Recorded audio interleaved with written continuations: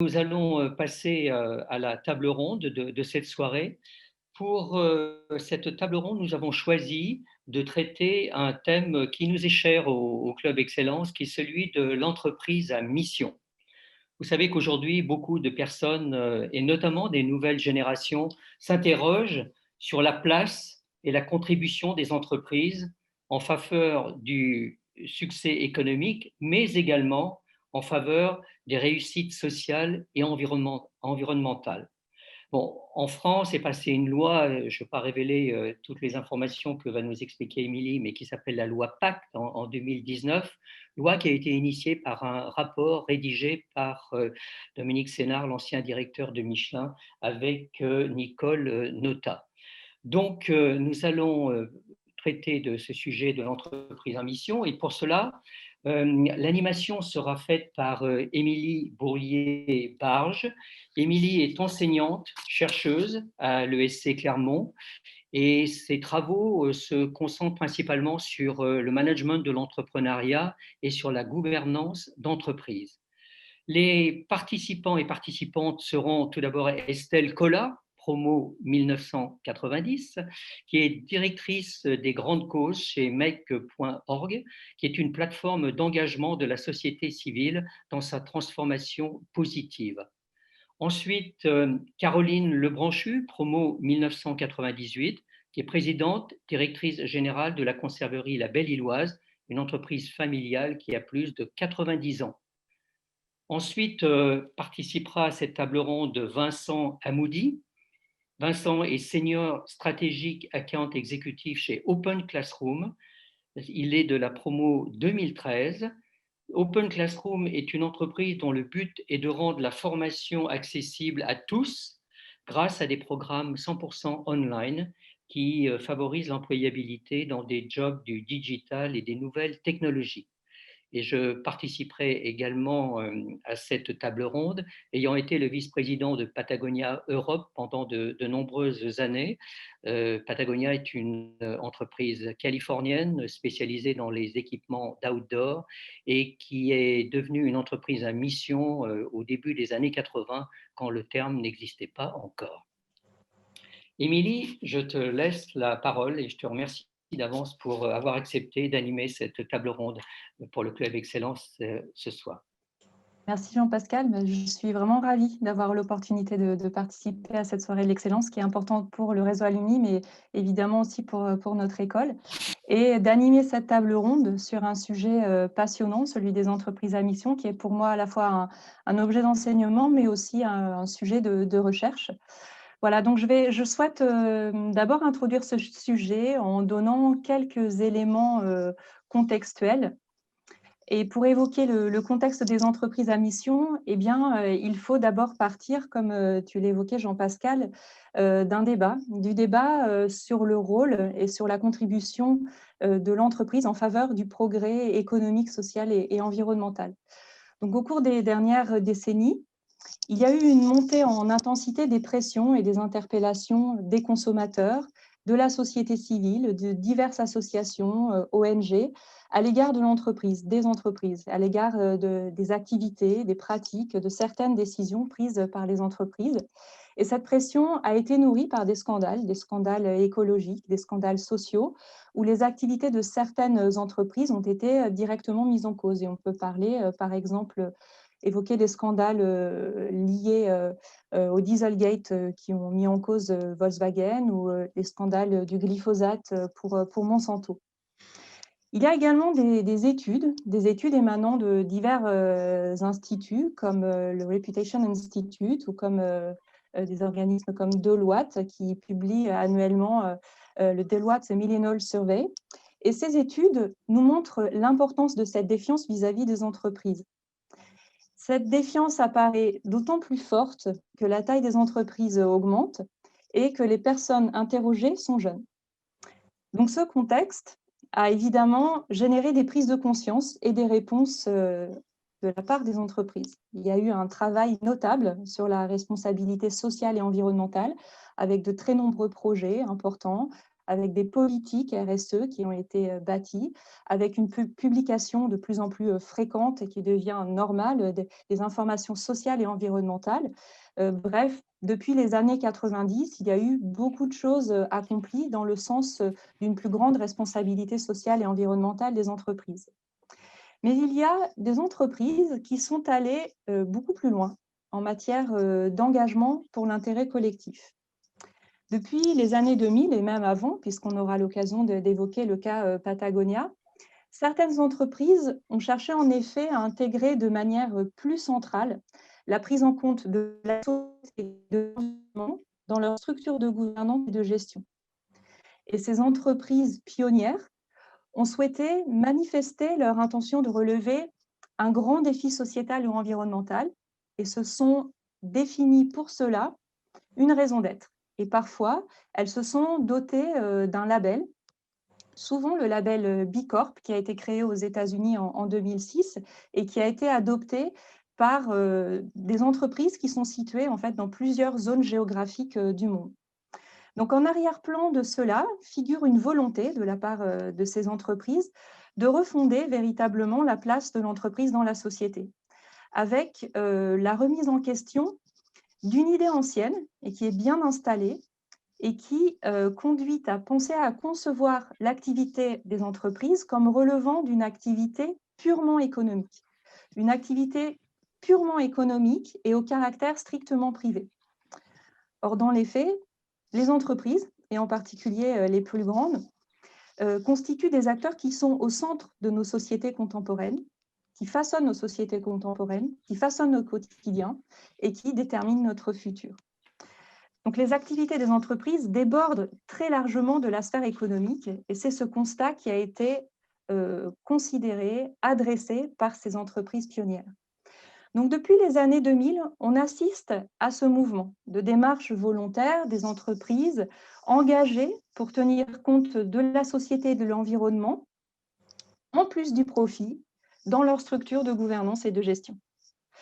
Et en parallèle de ce mouvement, il y a également un mouvement de développement des travaux scientifiques pour repenser la place de l'entreprise dans la société, pour outiller conceptuellement, juridiquement, sur le plan de la gouvernance, sur le plan du management, tous ces efforts et toutes ces démarches.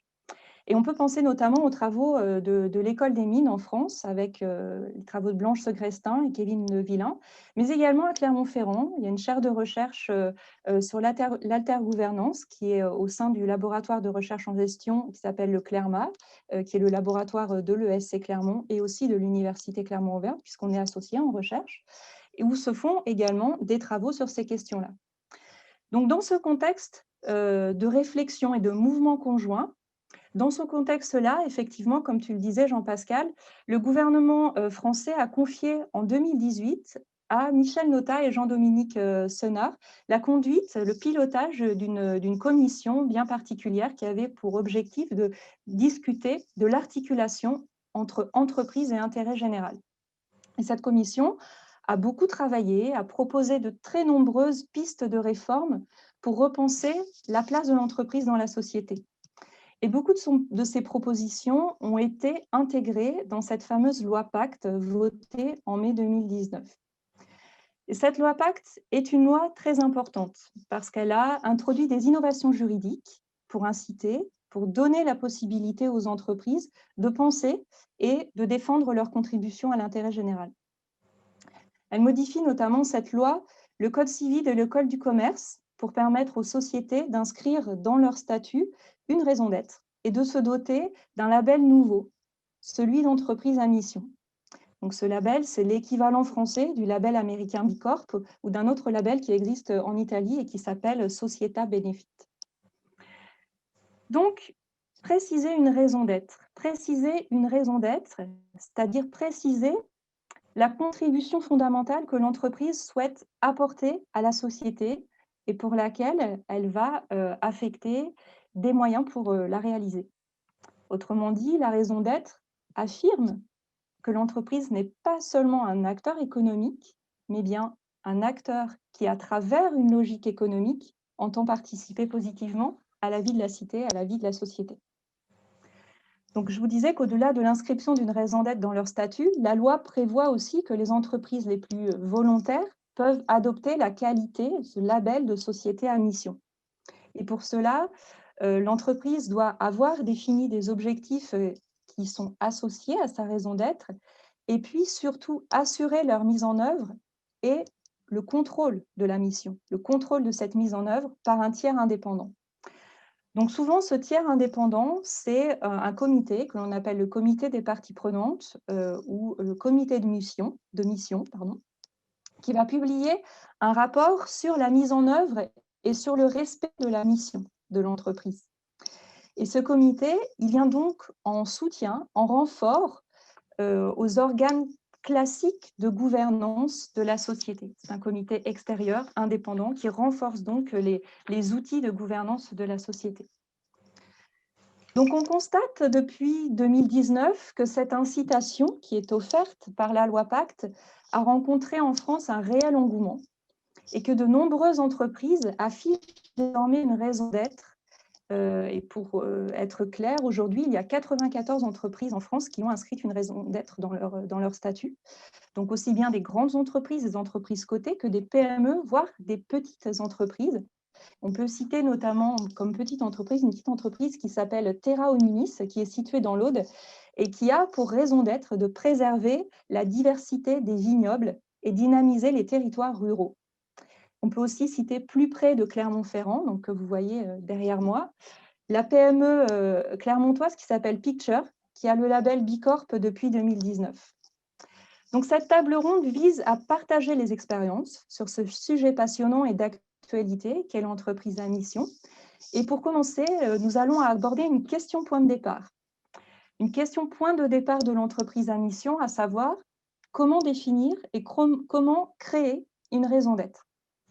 Et cette question de la définition d'une raison d'être, c'est un enjeu à part entière.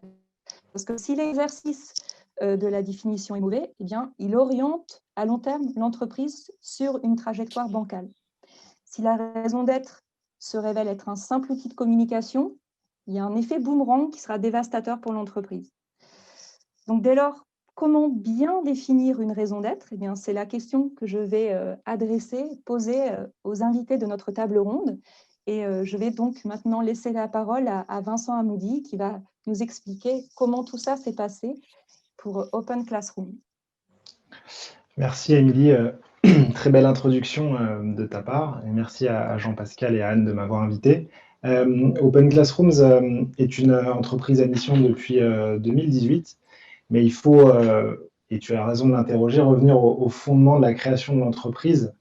En réalité, on est en 99 et les deux fondateurs, Mathieu Nebra et Pierre Dubuc, ont en réalité l'idée à l'âge de 11 et 13 ans, fait très rare dans une vie, de créer leur propre école en ligne en partageant des tutoriels informatiques.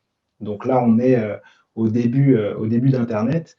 Et puis, ils créent bien plus tard, à leur majorité, finalement, Open Classrooms en 2013. Donc, ça fait 7 ans officiellement maintenant.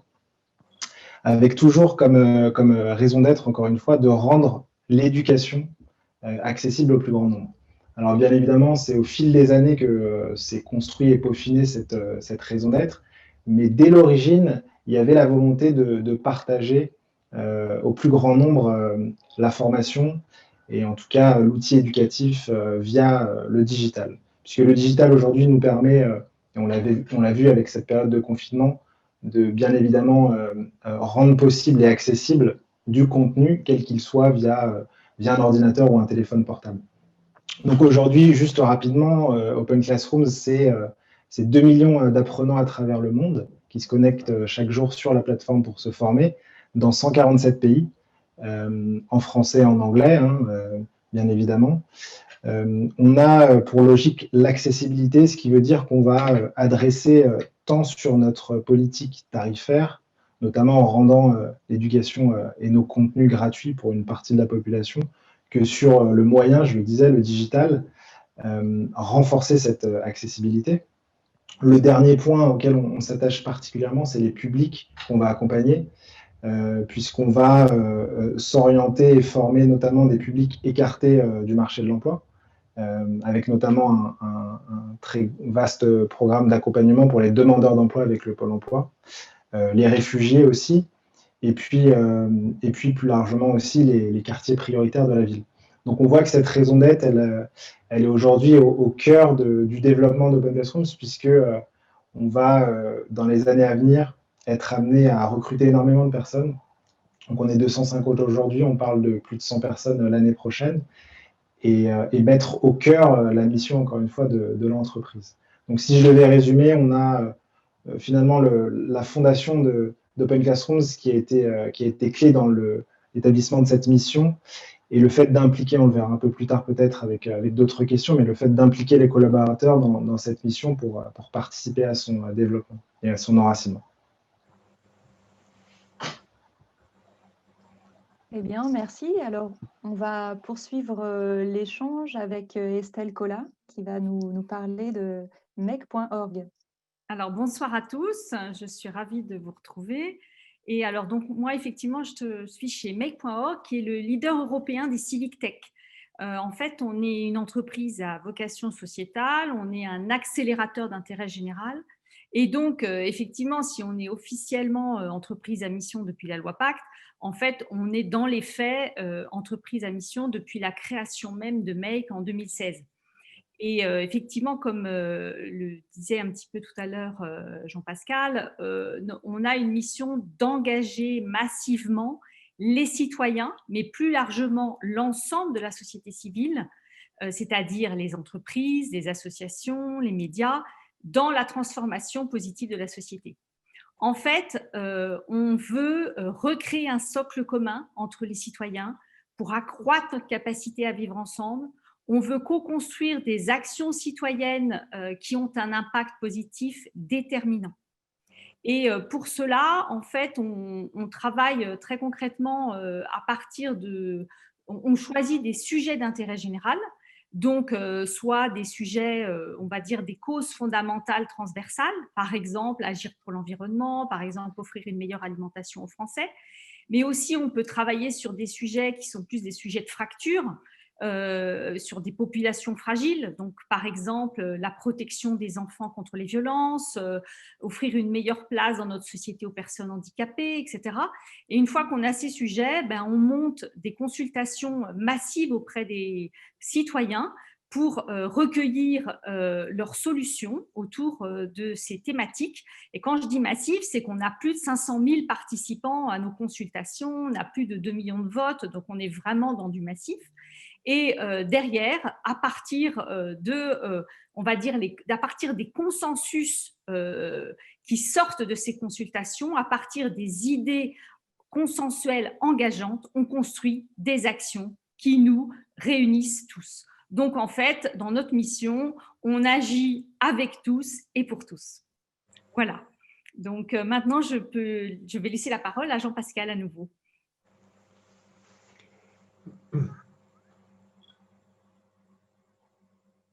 Ton micro. Pascal, oui, le micro est éteint. Ouais. Je disais qu'en ce qui concerne la raison d'être de Patagonia, elle a été définie à la fin des années 70, début des années 80, et elle a évolué en fonction de la situation environnementale de la planète, des orientations de l'entreprise et puis de son ambition à contribuer toujours concrètement à la défense de l'environnement. Cette raison d'être, elle est très liée à l'engagement et aux convictions environnementales et sociétales d'Yvon Chouinard, le créateur de l'entreprise, qui en est le propriétaire à 50% avec son épouse. Cette raison d'être, au début, elle s'exprimait de la façon suivante.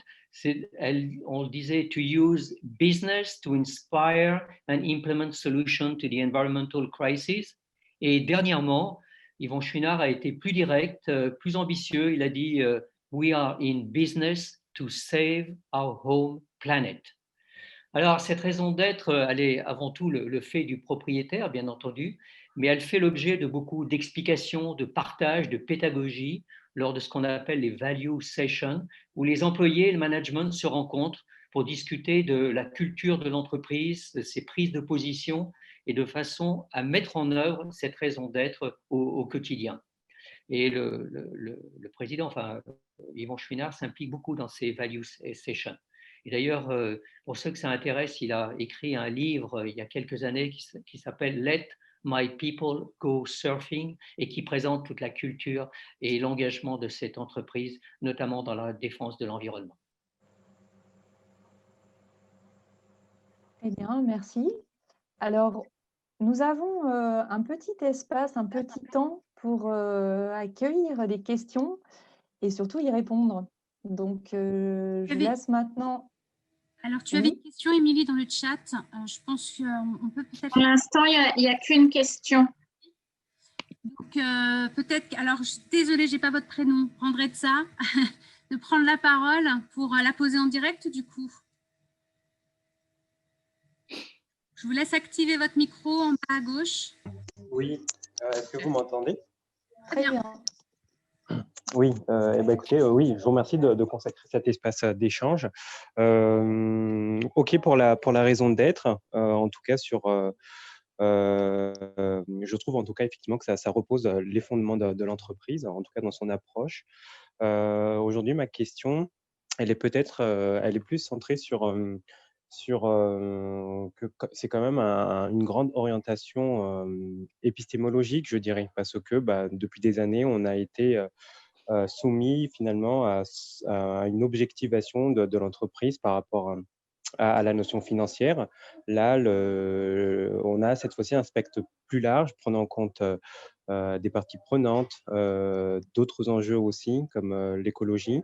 Est-ce que finalement, du coup, c'est pas avant tout un système de pensée qui a revisité, un système de pensée qui a beaucoup été influencé bien évidemment par le taylorisme, un peu plus loin, peut-être par Descartes, par la rationalisation des choses. Cela suppose quand même un certain nombre de choses à travers la raison d'être. Comment vous verriez cette transformation, l'accompagnement finalement de ce processus?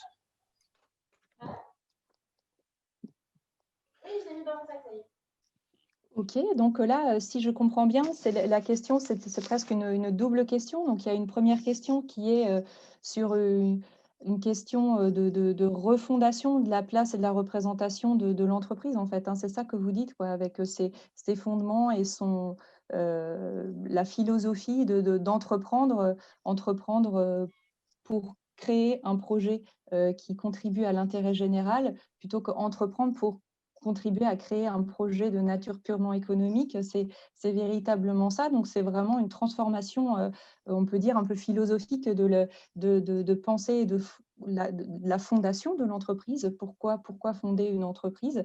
Voilà. Sur la partie accompagnement, je n'ai pas tout à fait bien compris en fait ce que vous vouliez dire sur la fin de la question. Oui, déjà, oui, c'est très justement reformulé, je vous remercie. Maintenant, sur la question, le fond de la question, c'est qu'on a quelque part plutôt été habitué par tout un schéma de pensée, comment on peut penser finalement justement cette transformation qui se situe, à mon sens, en tout cas au niveau individuel, sur les intentions de chacun, la nature des intentions de chacun finalement. Parce que, à mon sens, en tout cas, il y a une grosse dimension culturelle, historique aussi, il y a le poids de ça qui est présent. Alors, il y a eu la matérialisation de cette redirection à travers la notion de raison d'être, mais comment finalement ce virage va réellement être fait, par quels moyens, par exemple? Alors, je vais pas. Moi, je peux je vais laisser la parole. Si vous voulez. Moi, je dirais qu'il est indispensable d'éduquer les jeunes générations, donc pour une prise de conscience dès le plus jeune âge. Et donc, c'est le rôle des écoles, etc., mais aussi de chaque parent, de chaque citoyen, de mieux sensibiliser et éduquer les jeunes générations. Et nous-mêmes, hein, nous sommes responsables de ce que nous co-créons et créons aujourd'hui. Mais pour la partie entreprise, en tout cas, moi, je le constate tous les jours. Je pense fondamentalement qu'on est à un tournant et qu'aujourd'hui, les entreprises ont compris. Alors, je ne dis pas que c'est simple et facile pour toutes de changer, mais elles ont compris. Comme il y a eu à une époque, on va dire l'ère de la transformation digitale, on est dans l'ère de la transformation sociétale. Et elles ont compris qu'aujourd'hui, business ne peut pas se faire sans vocation sociétale, vocation sociale, etc. Donc, ça prendra du temps. Je ne dis pas que c'est simple. ça oblige à repenser certains business models, ça oblige à repenser des organisations. Mais en tout cas, sincèrement, il y a peu de dirigeants à haut niveau qui n'en ont pas conscience. Voilà. Donc, on peut être assez confiant sur les années à venir, si on est optimiste, pour se dire que par la poussée des citoyens et nos modes de consommation, de toute façon, nous boycotterons les entreprises qui ne sont pas respectueuses et qui ne correspondent pas à des valeurs fondamentales. Et donc, les entreprises seront obligées de se transformer et de s'adapter à ces nouvelles visions de société. En tout cas, c'est ce que je ressens. Si je peux ajouter un commentaire, il y a une entreprise d'assurance en France, une mutuelle d'assurance qui s'appelle la Maïf et qui était la première société d'assurance à devenir entreprise à mission. Et son directeur général a écrit un livre qui est remarquable et qui explique pourquoi les sociétés du 21e siècle devront devenir des entreprises politiques où elles n'auront plus lieu d'exister. C'est une illustration de ce que vient de dire Esther. Donc, nous avons des consignes d'avancer, de continuer à progresser sur la table ronde. De toute manière, il y aura un second temps d'échange à la suite de cette deuxième étape, deuxième phase de la table ronde qu'on va commencer dès maintenant. Donc, pour cette deuxième phase, après ces échanges sur cette question de définition d'une raison d'être, on va se consacrer à la question de l'opérationnalisation justement de la raison d'être. Comment mettre en œuvre et faire perdurer une raison d'être, puisqu'on a compris que l'inscription d'une raison d'être dans les statuts d'une entreprise était en quelque sorte la partie la plus facile et la plus visible du processus général qui vise à donner un sens renouvelé au projet économique de l'entreprise. Mais l'enjeu central, c'est bien de diffuser cette raison d'être dans l'entreprise pour qu'elle soit porteuse de sens et d'une dynamique de transformation. Et donc, on ne peut pas évidemment imaginer que quelques lignes supplémentaires dans les statuts suffiraient à transformer cela. Donc, nous allons nous interroger sur ce qui se fait à 3 niveaux, dans 3 temps, dans cette deuxième partie de la table ronde. D'abord, on va s'intéresser à la mise en œuvre de la raison d'être au niveau de la gouvernance. Ensuite, on discutera de cette mise en œuvre de la raison d'être en interne, en s'interrogeant sur comment faire prendre la raison d'être en interne, au niveau des parties prenantes internes. Et puis enfin, en s'intéressant à la mise en œuvre de la mission vis-à-vis des parties prenantes externes. Voilà, donc nous allons commencer et je pose donc la question à nos 3 invités de la table ronde. Qu'en est-il de vos entreprises respectives? Quelles sont les pratiques de gouvernance pour mettre en œuvre la mission, la raison d'être? Et on va commencer en écoutant Estelle Collard sur make.org. Alors, chez Make, en fait, depuis la création de l'entreprise, on a mis en place un conseil éthique indépendant qui est en charge, en fait, de contrôler l'alignement du fonctionnement de l'entreprise avec une charte éthique que nous avons rédigée. Et donc, concrètement, en fait, ce conseil, il supervise le respect par notre organisation à la fois de l'objet social, de la mission, des règles de gouvernance, du fonctionnement stratégique, opérationnel, capitalistique et aussi les règles de notre fonds de dotation. Et notre charte MEC, elle nous engage, elle stipule qu'on est démocratique, civique, neutre, indépendant, transparent. Transparent, par exemple, chez nous, comme on est une entreprise de tech, on est une plateforme, ça veut dire qu'on est open source et open data. On est respectueux des données personnelles, évidemment, ça c'est tout le monde, mais voilà, nous on l'est à un niveau très poussé, d'autant qu'on est une civic tech et que c'est essentiel. Donc en fait, le conseil éthique, il veille au respect de cette charte.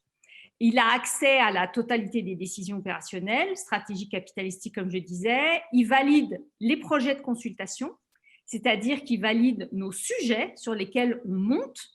Il valide aussi potentiellement les entreprises avec qui on travaille.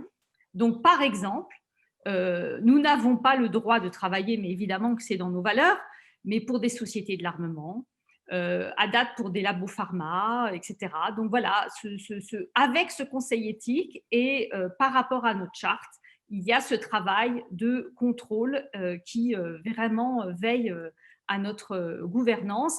Et si tant est qu'il y aurait un manquement, ce qui n'a encore pas été le cas constaté, mais enfin, si tant est qu'il y a un manquement, ils en font état à la fois au comité stratégique et aux investisseurs.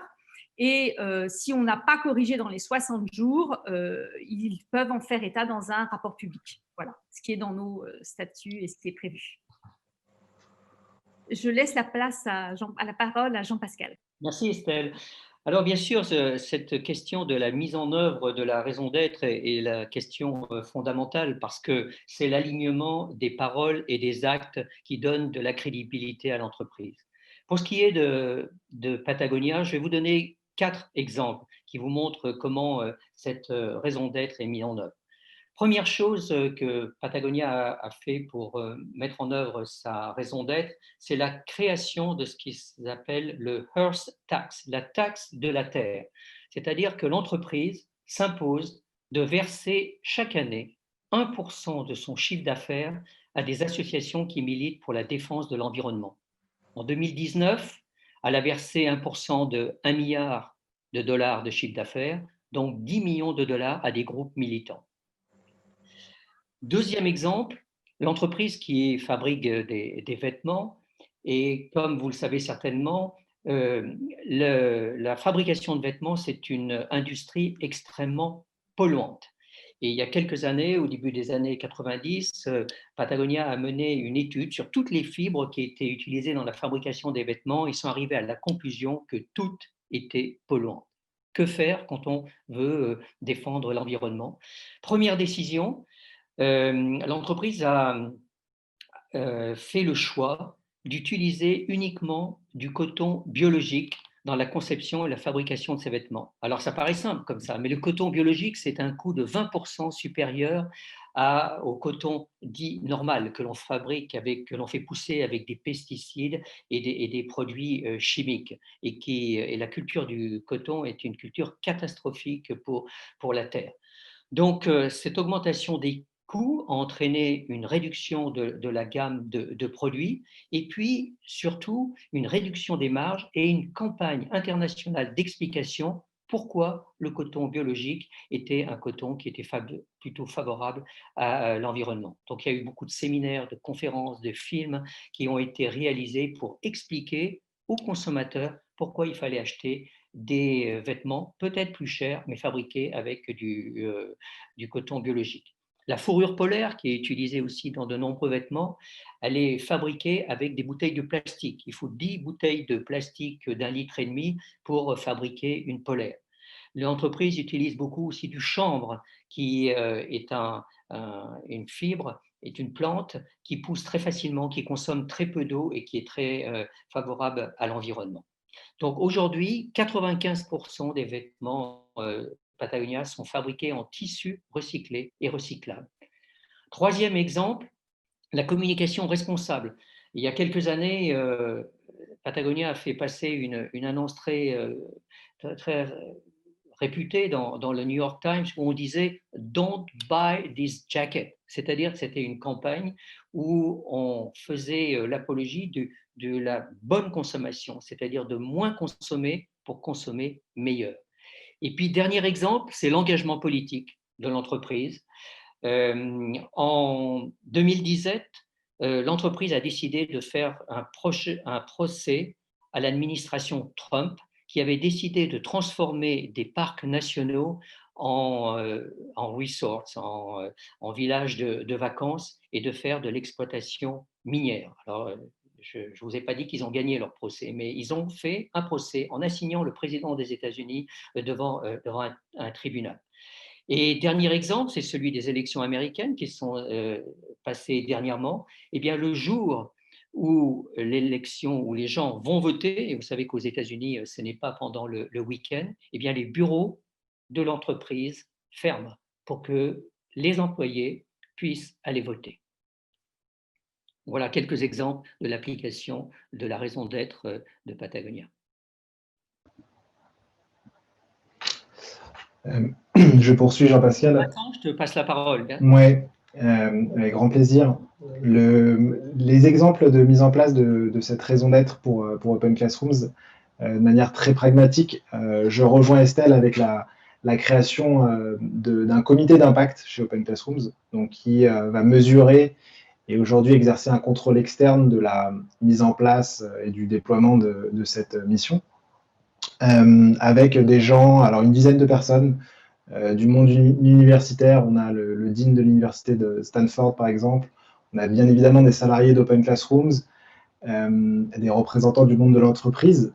Et donc, ça s'est exprimé et matérialisé via un rapport de comité d'impact qui, je crois, parmi les 94 entreprises labellisées entreprises à mission, est aujourd'hui le premier, il me semble. Donc, vous pouvez le télécharger sur le site d'Open Classrooms. Vous pouvez le trouver en ligne assez facilement puisqu'on a fait un compte-rendu assez exhaustif via la presse notamment. Donc vous pourriez voir.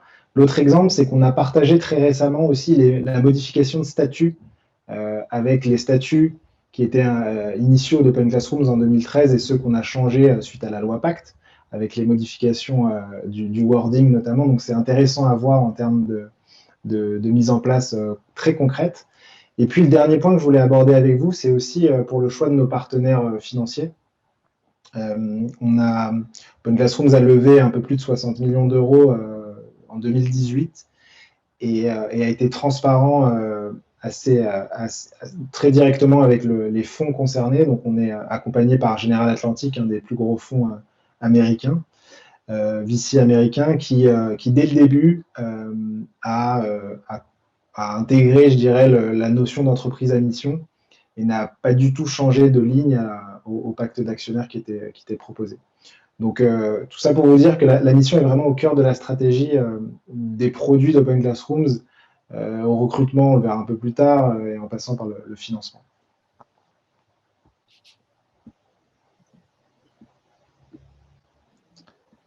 Je pense... Ouais. Oui. Merci pour vos témoignages où on découvre donc quelques outils et méthodes pour donc structurer un petit peu cette gouvernance pour défendre cette mission. Du coup, je vous propose d'aborder l'aspect managérial et de discuter sur comment la raison d'être peut infuser au niveau du management et du quotidien des salariés et comment les managers embarquent les salariés dans la mission, dans la raison d'être inscrite dans les statuts. Donc là, je laisse la parole à Jean-Pascal. Merci, Émilie. Alors, en ce qui concerne l'application de cette raison d'être chez Patagonia, l'entreprise a tout d'abord défini des valeurs sur lesquelles sont construits son modèle culturel. Ces valeurs, c'est la qualité, l'intégrité, le respect de l'environnement et l'absence de convention. Ces valeurs sont largement discutées lors de ces value sessions dont je vous parlais tout à l'heure. Un exemple, l'intégrité dans le service qualité. Eh bien, tous les produits Patagonia sont des produits garantis à vie. Ils sont toujours réparés gratuitement. Vous cassez, vous abîmez une veste de montagne, vous l'envoyez chez Patagonia, c'est remplacé, le transport est payé et ça, c'est un engagement de l'entreprise. L'autre chose, c'est l'absence de convention. Bon, dans les bureaux Patagonia, ce que j'appelle des bureaux, je devrais dire dans les établissements, il n'y a aucun bureau fermé. Il y a des douches dans tous les bâtiments de l'entreprise pour que les employés puissent faire du sport. Sur le campus américain, il y a non seulement une crèche pour les enfants, mais il y a une maternelle aussi. Et c'est la femme de Yvon Chouinard qui s'occupe de toute cette partie sociale. Fortune a fait un article sur Patagonia l'année dernière en disant que c'était the coolest company on the planet. Alors ça veut dire que le management est très horizontal, mais très axé sur le résultat, beaucoup sur la confiance, sur l'autonomie, mais il ne faut pas se leurrer, il y a une exigence qui est très forte sur les accomplissements. Autre exemple, c'est la politique de recrutement, par exemple. Moi, quand je suis rentré chez Patagonia, passé, je sais pas, une douzaine d'entretiens avec le management français, le management américain, avec le responsable du comité environnement, avec les responsables italiens, anglais, allemands, etc., pour les langues. Et puis, avec le directeur du magasin de Chamonix, qui est un guide, et qui m'a emmené à l'Aiguille du Midi et pour voir si mes convictions sur la montagne et sur mes capacités étaient suffisantes. Donc, encore une fois, l'alignement des convictions personnelles et des valeurs, c'est extrêmement important. Une dernière chose, chez Patagonia, on pratique ce qu'on appelle l'éco-volontariat, c'est-à-dire que chaque employé peut travailler au sein d'une association qui milite pour la défense de l'environnement pendant 2 mois. Et ces 2 mois sont bien sûr des mois qui sont rémunérés. Et il y a environ 50 personnes chaque année qui participent à ces programmes d'éco-volontariat. Vincent, je te passe la parole. Je crois que c'est toi qui est le… Oui, merci Jean-Pascal. Alors pour la mise en pratique d'un point de vue managérial et de diffusion dans l'entreprise, on a chez Open Classrooms, dès l'entretien d'embauche, la mission d'entreprise qui est du coup abordée. Pour information, c'est la raison pour laquelle j'ai rejoint aussi l'entreprise. Les valeurs sont aussi exposées lors de l'entretien. Donc, on a des valeurs qui sont affichées et on voit bien évidemment qu'ils sont en accord avec la mission. On voit bien évidemment si le candidat est aussi en accord avec ces valeurs et donc avec cette mission. Le gros challenge qu'on rencontre actuellement, c'est qu'on double d'effectifs chaque année. Et l'idée, c'est de faire perdurer cette mission et de ne pas avoir de déperdition dans la culture d'entreprise de la mission qu'on vise. Donc, on a pour cela mis en place des ateliers 2 fois par an, avec des sessions de travail où on va, entre les équipes, où on va questionner la manière dont on est en accord avec la mission sociale de l'entreprise et aussi les valeurs de l'entreprise.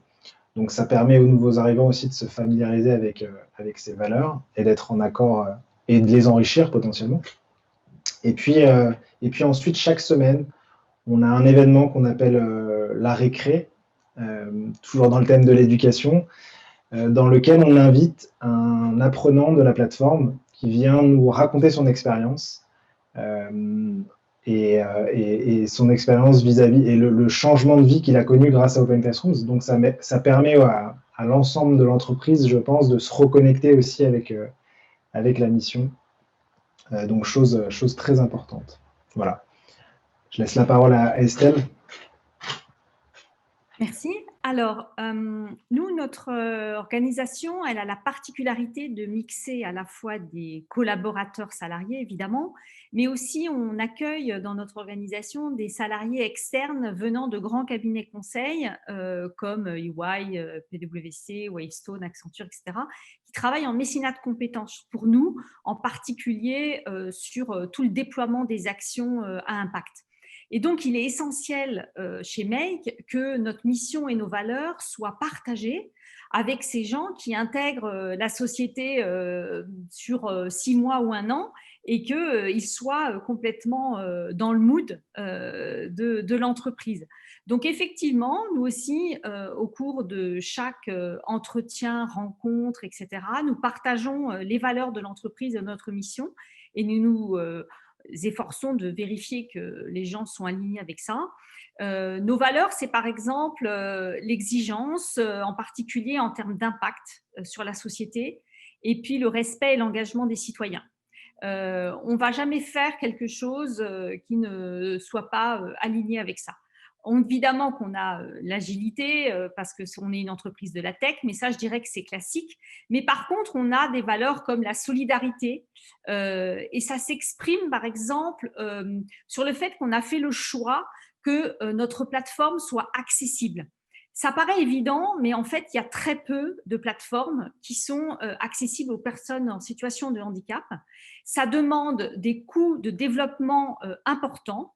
Ça a des implications en termes de dev qui sont conséquents et ça a donc ce coût. Nous, on a volontairement décidé de l'assumer et on est une des très rares civic tech à être accessible. Donc, voilà un exemple de ces valeurs qui se retrouvent très concrètement dans, on va dire, une application sur notre plateforme. En termes de management, on est dans un management, nous aussi, très horizontal. On a un COMEX élargi très régulièrement. On a des entretiens avec 2 entretiens par an, mais ça, c'est assez classique. Et puis, on a une Open Door RH Policy. Ça veut dire que voilà, il y a des temps de rencontres ouverts avec les personnes des ressources humaines. Il y a des temps bloqués dans la semaine qui sont connus de tous, où à tout moment, un salarié peut venir, on va dire, exprimer ses soucis ou son besoin de partage. On a des points de partage stratégique et business avec l'ensemble des salariés tous les 3 mois. Donc là aussi, il y a une vraie transparence sur la vision de l'entreprise, sur les résultats de l'entreprise. Donc, tous les 3 mois, il y a cette grand-messe collective. Il y a aussi dans les choses très concrètes, un rendez-vous, par exemple, tous les jeudis soirs où on partage les bonnes nouvelles de la semaine, où on accueille les nouveaux. Ça leur permet de se présenter parce que comme on a un certain turnover avec pas mal de stagiaires, avec ces gens en mécénat de compétences, c'est très important de les intégrer et de les faire adhérer. On a aussi un séminaire par an et puis des choses aussi qui s'expriment sur notre volonté d'accueillir vraiment et d'être ouvert à la société. C'est que par exemple, on a participé au Duo Day. Le Duo Day, c'est un jour où on accueille une personne en situation de handicap dans notre organisation et cette personne passe une journée complète au sein de l'organisation et ce Duo Day a lieu au niveau national tous les mois de novembre. Là, donc on l'a fait ça récemment. Donc voilà quelques exemples. Et je finirai avec la participation des salariés. Je dirais qu'en fait, sur la participation et l'implication des salariés dans l'entreprise pour faire évoluer cette entreprise, pour incarner les valeurs de l'entreprise, par exemple, il y a eu le souhait de monter des groupes de travail sur 2 thématiques, une thématique environnement et une thématique handicap.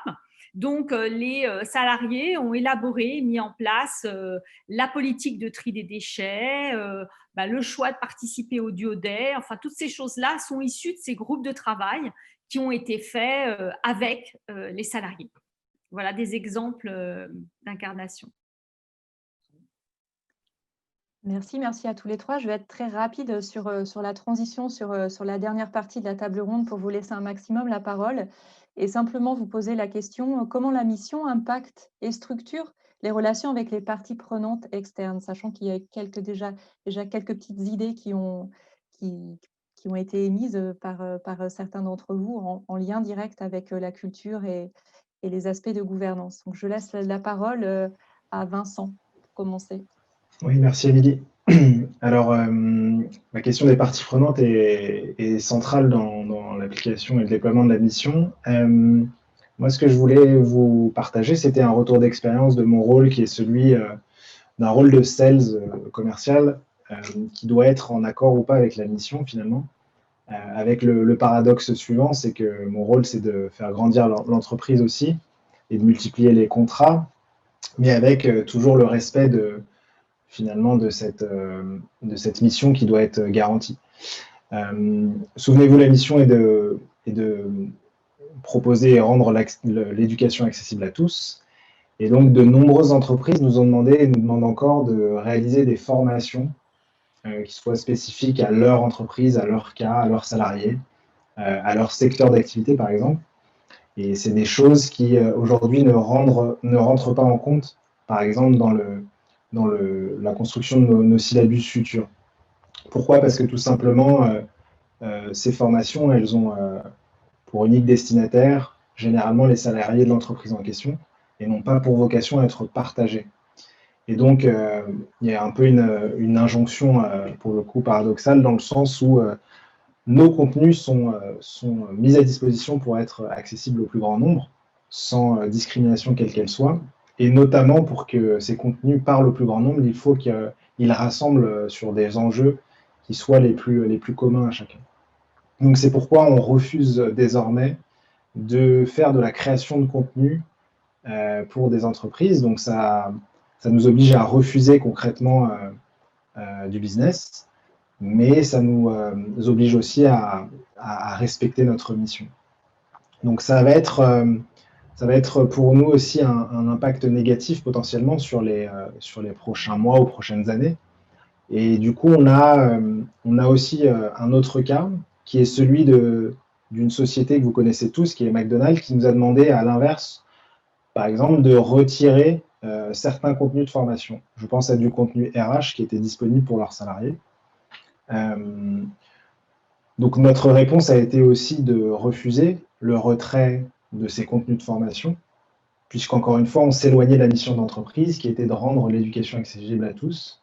Et donc c'est pourquoi notre catalogue est disponible dans son exhaustivité et qu'aucune entreprise ne pourra finalement avoir de l'ingérence ou de censure sur le contenu de formation qui est proposé. Donc c'est une vision qui est pour le coup très claire et très marquée, mais qui est importante pour garantir le respect de cette mission, encore une fois. Voilà, je laisse la parole à Estelle. Alors, je vous disais tout à l'heure qu'effectivement, nous, ça a un impact, effectivement, cette mission et ces engagements sur le choix des clients. Hein. Je vous donnais les exemples de certaines catégories pans d'entreprises avec qui on refuse de travailler. Ça peut avoir un impact aussi sur les thématiques sur lesquelles on engage certaines entreprises. Par exemple, on va travailler avec un Total, mais on ne va pas travailler avec un Total sur la grande cause de l'environnement parce qu'on pourrait penser que c'est une façon pour eux de faire du greenwashing.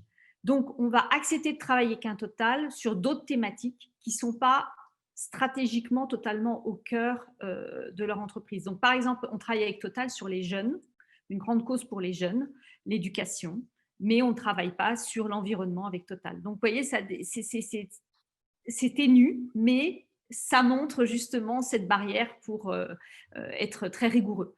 On a aussi, par rapport aux parties prenantes, on a un soutien très constant et très conséquent avec les associations qui rejoignent nos coalitions. Et par exemple, pendant le confinement, on a vraiment mis à disposition de certaines associations nos propres mécènes de compétences et certains salariés. On leur apporte donc ces conseils, on leur apporte du financement, on leur apporte du relais en communication.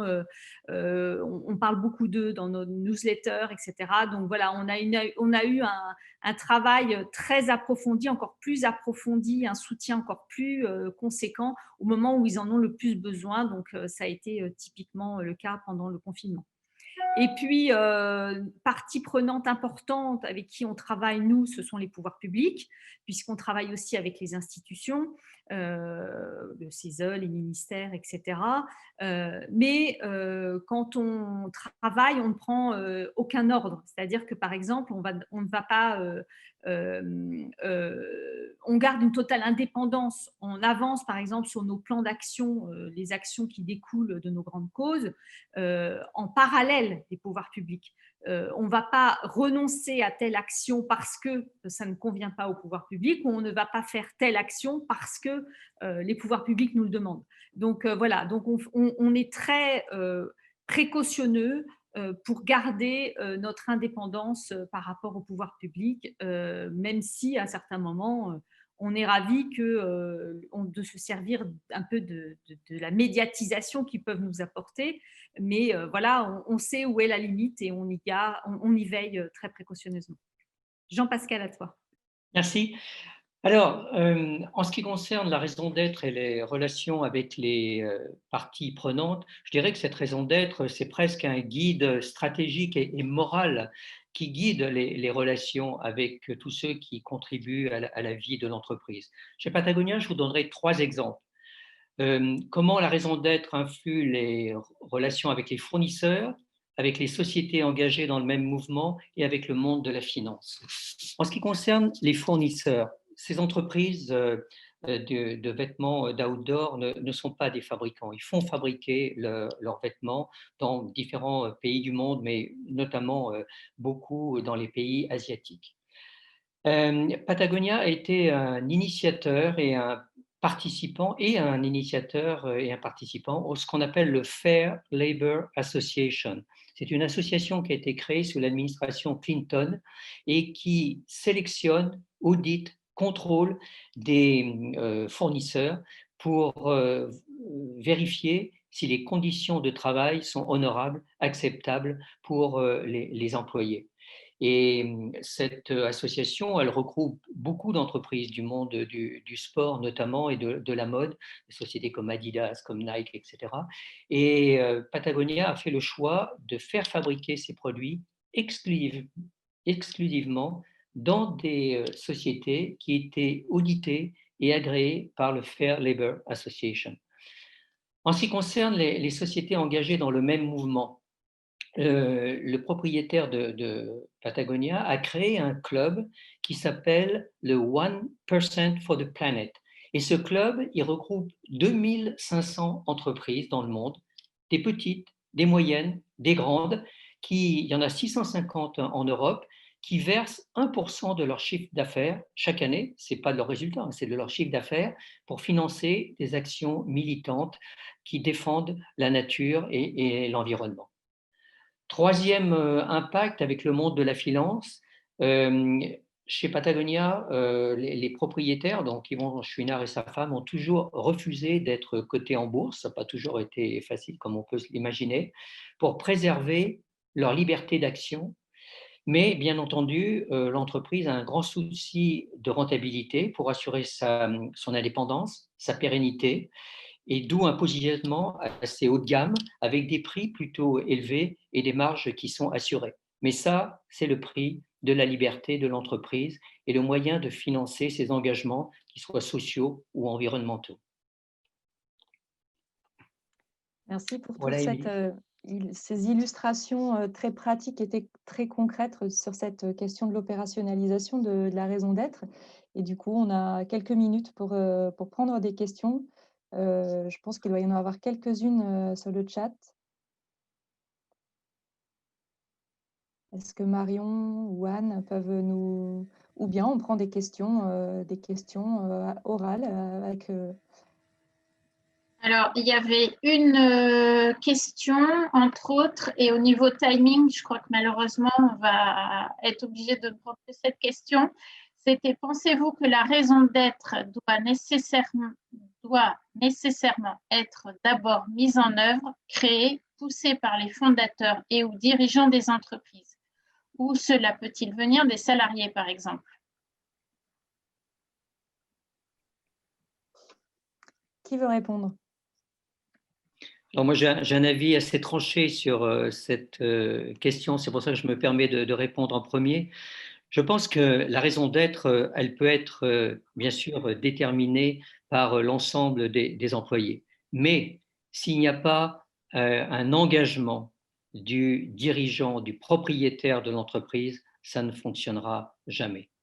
Je pense que c'est capital que la raison d'être corresponde aux convictions du propriétaire, du dirigeant de l'entreprise, mais bien entendu, ces convictions, il faut qu'il les partage avec ses employés. Et en ce qui concerne Patagonia, c'est ce qui est largement fait dans ces value sessions dont je vous ai parlé plusieurs fois, et bien entendu à l'embauche des employés.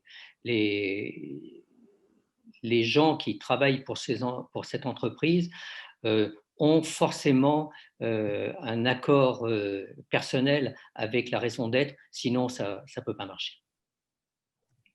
Par contre, pour compléter, Jean-Pascal, je suis assez alignée avec ce que tu dis, mais je pense que par contre, les salariés peuvent largement contribuer sur toutes les déclinaisons qu'on a vues, enfin, tous ces exemples qui nourrissent cette raison d'être et cette application dans la gouvernance de l'entreprise, dans les relations en interne, etc.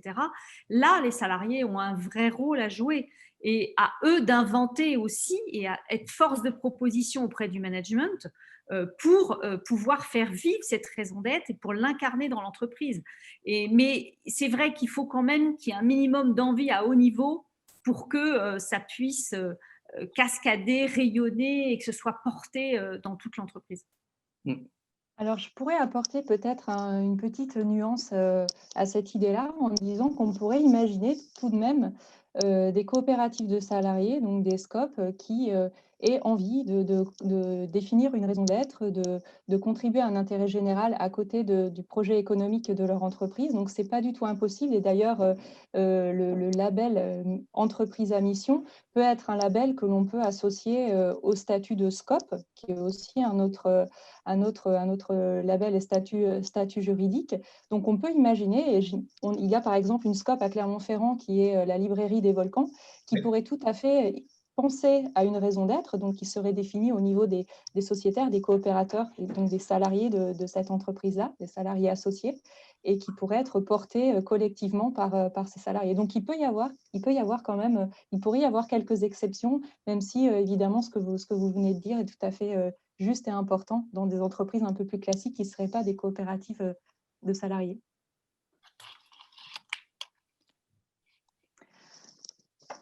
Du coup, si on n'a plus de place pour d'autres questions, je vous propose de laisser la conclusion à Caroline Lebranchu pour clore cette table ronde.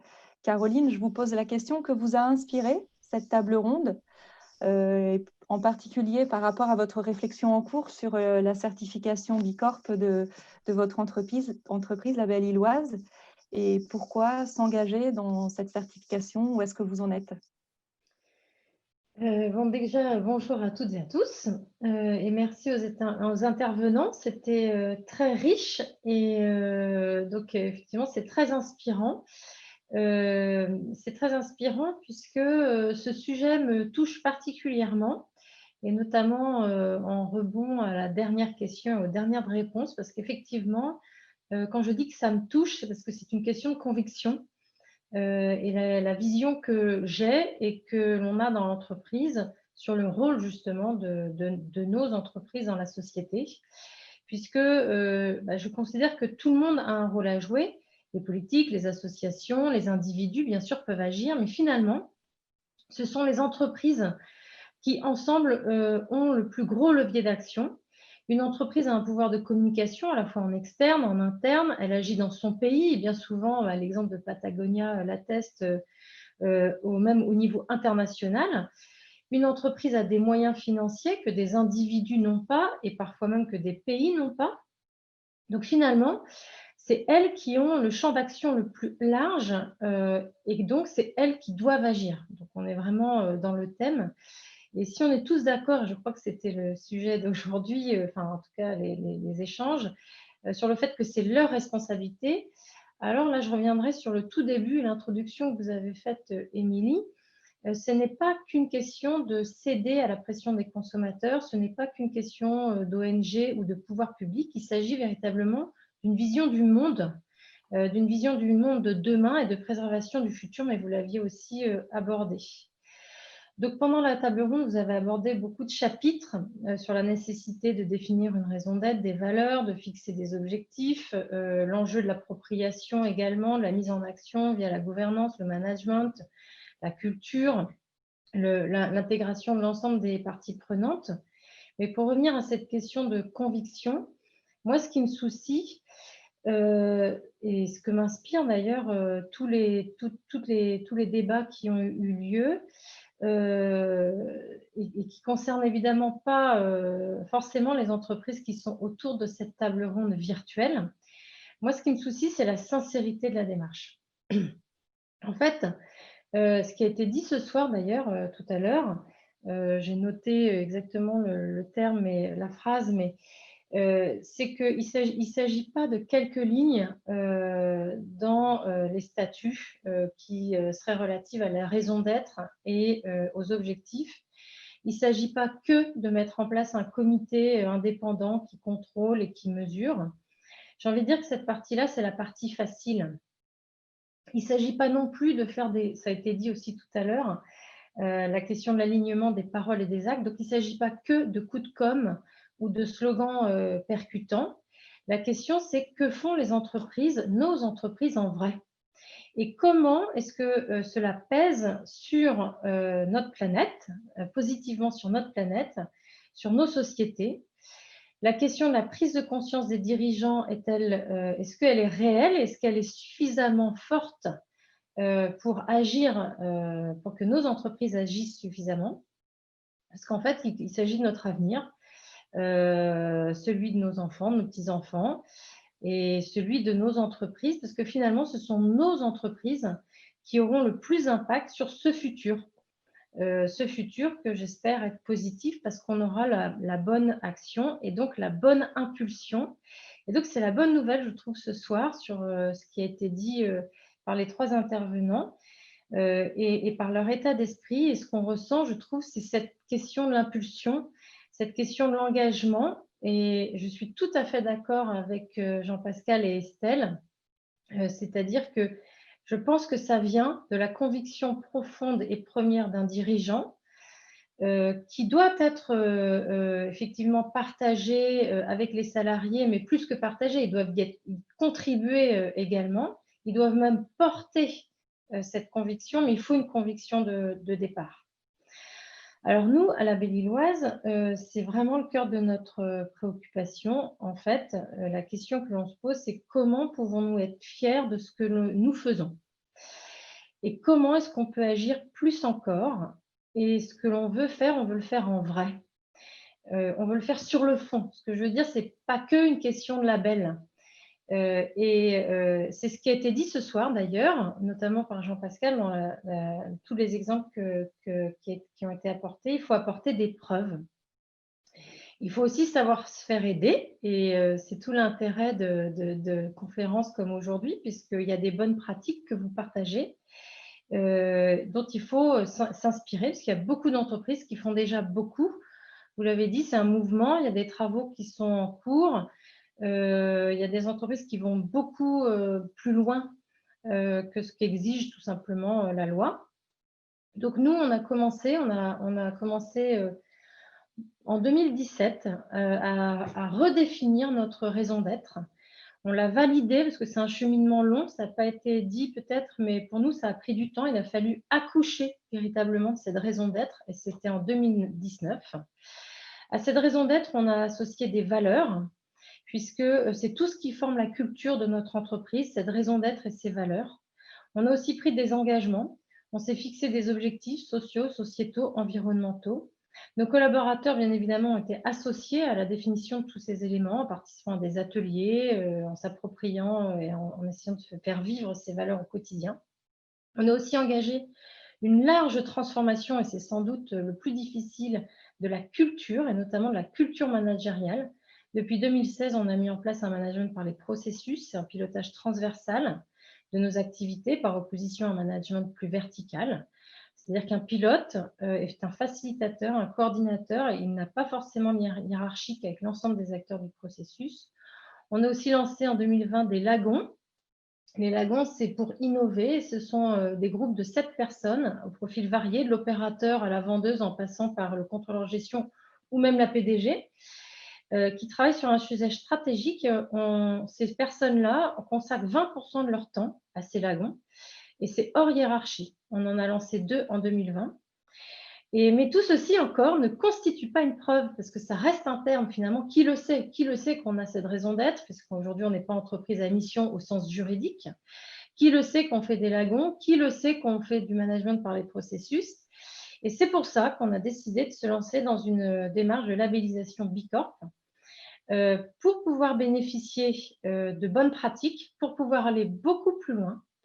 On le fait aussi pour être fiers de nous en interne. C'est très important de pouvoir associer tous nos collaborateurs à cette démarche. On le fait aussi pour que nos clients soient fiers de nous et qu'ils sachent ce que l'on fait.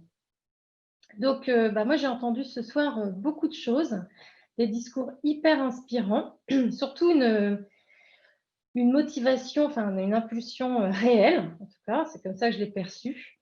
En tout cas, ça incite, je trouve, pour moi et puis sans doute pour d'autres qui nous écoutent aujourd'hui à aller plus loin sur la mise en œuvre, sur l'appropriation, sur la cohérence. J'ai beaucoup entendu ce mot cohérence avec les valeurs et la mission, la raison d'être. Donc moi, je retiens les value sessions chez Patagonia, je retiens les sessions de travail chez Open Classroom, le 1% for the Planet, je trouve que c'est aussi hyper inspirant. Le recrutement, la question comment on aligne nos recrutements, enfin comment on s'assure de l'alignement de nos nouveaux collaborateurs sur nos valeurs. Bref, on a beaucoup de boulot, on a encore beaucoup de choses à faire. Et je trouve que c'est vraiment le rôle d'un dirigeant dans une entreprise. Finalement, c'est un dirigeant a à sa main un outil qui est l'entreprise et il doit s'en servir pour avoir un effet de levier plus grand que ce qu'il pourrait faire lui tout seul à titre en tant qu'individu. Donc finalement, moi, ma responsabilité, c'est de me servir de la Belliloise, entre guillemets, pour agir plus grand, plus fort, enfin que ça nous dépasse, que ça dépasse en tout cas l'entreprise et que ça pèse sur la société, à notre mesure évidemment, et sur le futur de la planète. Voilà, et merci pour vos interventions. Je passe la main, je ne sais plus, à Émilie peut-être, pour clôturer cette intervention. Non, je pense que maintenant, c'est à Marion, il me semble, de reprendre la main sur le déroulement de cette soirée. Alors, c'est juste... Ah, à moins que... Non, peut-être des questions, je crois. C'était... Ah oui, oui. Bonsoir, c'est Diane. J'ai un commentaire en fait. Donc, c'est Diane Issard, promo 98. J'apparais sous le nom de Salomé Geffarc pour ce soir. Donc, en fait, je travaille à la Croix-Rouge française et l'autre jour, en fait, j'ai vu un reportage sur l'économie sociale et solidaire où la Croix-Rouge allemande était plutôt dénigrée puisqu'elle était vue comme finalement une entreprise quelque part à visée sociale et solidaire, certes, mais était transformée en entreprise par rapport, entre guillemets, aussi au chiffre d'affaires qu'elle pouvait faire, notamment avec la gestion du sang. Et c'est vrai que ça m'a beaucoup interpellée et par rapport à ce qui a été dit ce soir, je pense que vu l'état aujourd'hui de notre économie, vu que l'État peut de moins en moins agir par rapport à tout ce qui se passe en termes de pauvreté, etc., la limite devient de plus en plus faible entre ce que vous avez présenté, à savoir les entreprises à mission, et les grandes associations qui, à un moment donné, vu que les dons diminuent, sont quand même obligées de trouver des solutions pour rentrer des fonds qui, bien sûr, seront redistribués sous une forme ou sous une autre. Donc voilà, c'était juste pour faire part du fait que la frontière est de plus en plus faible et c'est un phénomène, évidemment, qu'on ne voyait pas il y a quelques années. Alors, moi, je veux bien réagir, juste parce que ça, en fait, pour moi, il y a une limite, enfin, il y a une différence, et la différence clé, c'est que quand même, l'entreprise est là pour faire du business. Elle est là pour faire des affaires, du chiffre d'affaires et être rentable. Parce que plus elle sera rentable, plus elle aura les moyens de réutiliser ce gain si elle est dans cette logique de mission, de raison d'être et de faire progresser le bien commun, la société et le futur. Finalement, moi, moi, mon objectif, c'est que mon entreprise soit rentable et voire même et gagne, j'ai envie de dire, de plus en plus d'argent parce que c'est autant d'argent que je vais pouvoir mettre au profit d'actions nouvelles, de projets nouveaux, dans le cadre de notre raison d'être et dans le cadre de ce futur. Je ne suis pas certaine, mais je ne connais pas bien le monde associatif, qu'on est là tout à fait qu'une association n'a pas pour vocation, entre guillemets, à faire de l'argent, et quand je dis faire de l'argent, au sens le réinjecter dans la mission. Enfin, ça, c'est mon commentaire, mais voilà. Oui, enfin, je ne vais pas prendre trop de temps puisque l'heure tourne. Évidemment, ce n'est pas une vocation, comme on pourrait dire, de faire de l'argent. Mais à un moment donné, vu la baisse des dons, vu le désengagement croissant de l'État et vu l'augmentation des besoins, il faut forcément trouver quand même des solutions pour pour faire rentrer de l'argent. Alors après, effectivement, ce n'est pas faire de l'argent pour faire de l'argent, puisque cet argent est utilisé au profit des personnes vulnérables. Donc, ce n'est pas le même principe, bien évidemment, mais c'est plus que je me rends compte que la frontière, on est de moins en moins éloigné malgré tout par rapport, si on fait une comparaison d'il y a 30 ans en arrière. Voilà.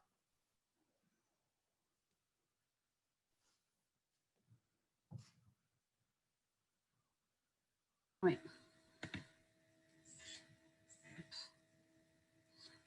Je vous propose, alors merci infiniment Caroline. Voilà, je suis désolée, le temps tourne. En fait, Émilie, peut-être que vous voulez clôturer je ne sais pas s'il y a un mot de la fin ou.